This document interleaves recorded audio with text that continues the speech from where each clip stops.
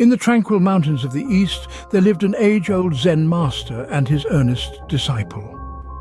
In the heart of this serene landscape, the Zen master, wise and serene, was a beacon of knowledge, his teachings echoing through the valleys, touching the hearts of those who sought his wisdom. His disciple, eager and devoted, had a thirst for understanding, always at the master's side, absorbing his words like a sponge. Yet deep down, the disciple was at a crossroads, wrestling with an internal struggle that was invisible to the outside world. Despite his fervor for learning, he was tormented by a sense of directionless drift. He found himself in the throes of a paradox, immersed in the teachings of Zen, yet devoid of ambition, the fuel that seemed to drive the world around him. He felt like a boat adrift on a vast ocean, with no wind in his sails, no destination in sight.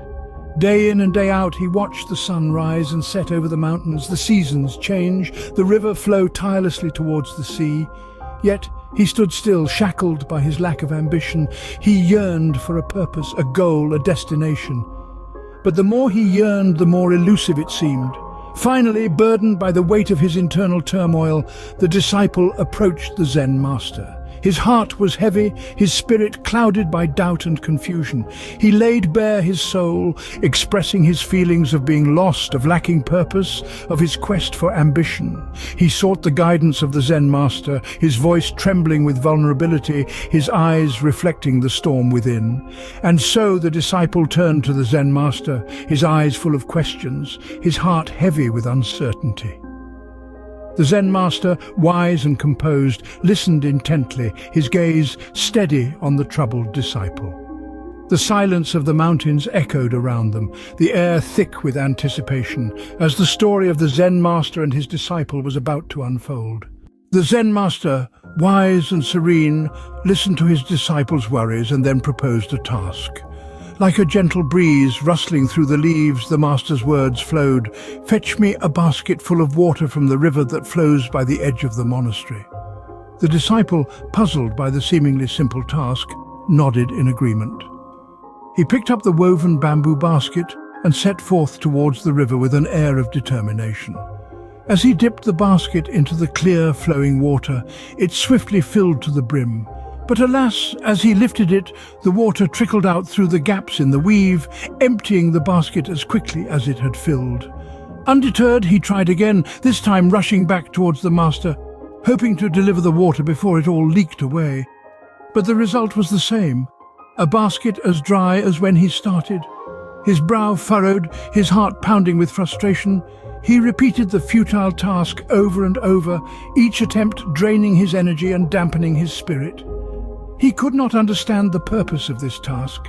It seemed impossible, a fool's errand, yet he was a disciple of the Zen master and he trusted his wisdom. "So," he continued, his clothes soaked, his hands wrinkled from the water, and his heart heavy with confusion. The sun travelled across the sky, its light waning, casting long shadows. And still, the disciple was at his task, his frustration growing with each passing moment. His once firm resolve was now wavering, replaced by a sense of defeat. Finally, as the last rays of the sun kissed the horizon, he admitted defeat. The task was impossible. The disciple, soaked and weary, returned to the Zen master, frustration etched on his face. He held out the empty basket, a symbol of his failed endeavor, and awaited his master's response. The Zen master looked at his disciple, his eyes reflecting a calm understanding. He saw the young man's frustration, the sweat on his brow, a testament to his relentless efforts. But it was the spark in his eyes, the determination that had not waned, which caught the master's attention. The master spoke softly. "Look at yourself, young one. You have been tirelessly working, your body and mind engaged in a vigorous pursuit. You have not given up despite the seeming impossibility of your task. That in itself is not futile." The disciple paused, his eyes meeting the master's. He felt a glimmer of something he could not yet name. He had been so focused on his goal, so consumed by his ambition, that he failed to see the journey he was on. The master continued, "You've been physically active, your muscles have grown stronger, your endurance greater. You've persevered even when the task seemed insurmountable. And through it all, you've learned to deal with frustration, to maintain your composure even in the face of apparent failure. He pointed out to the disciple, "These are no small achievements. They are the result of your efforts, your dedication. You've been so focused on the end, on the what, that you've overlooked the how.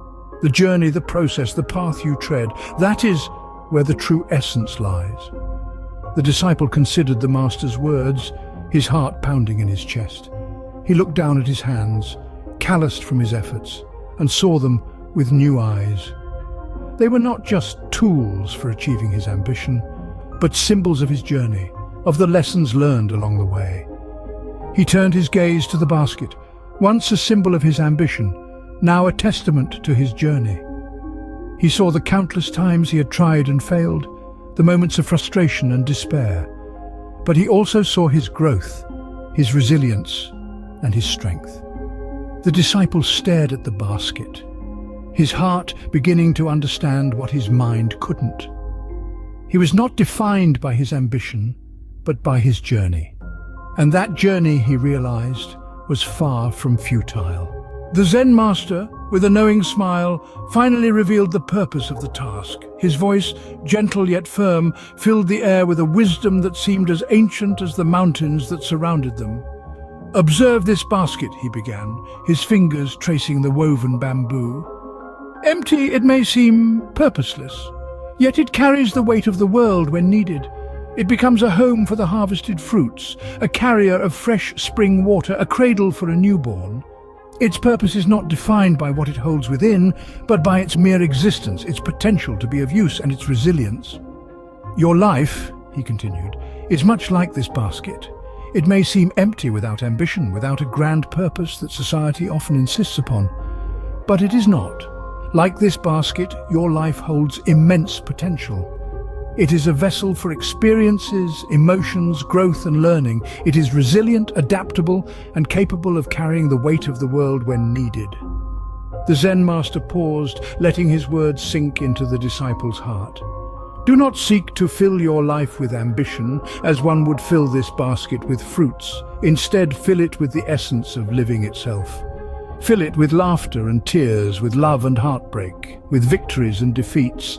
Fill it with the joy of simply being, with the thrill of learning new things, with the serenity of quiet moments spent in solitude. Your life does not need to be overflowing with ambition for it to have purpose. The act of living, experiencing and growing is a purpose in itself. It's about the journey, not the destination. It's about being present, being mindful, being in the moment. It's about finding peace and acceptance in the simplicity and beauty of life itself." And so, under the warm glow of the setting sun, the disciple found his answer, not in ambition, but in the very act of living.